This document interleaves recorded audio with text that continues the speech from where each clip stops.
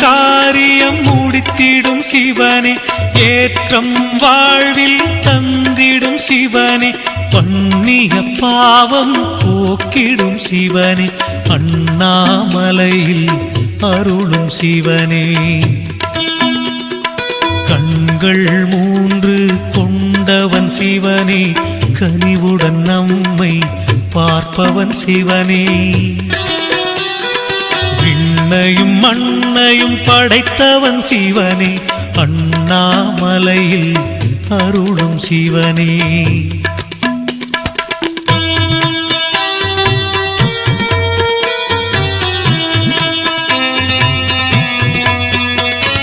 தேவரின் துன்பம் தீர்த்தவன் சிவனே, திருவருள் புரிந்திட வருபவன் சிவனே, மாபெரும் சக்தியை கொண்டவன் சிவனே.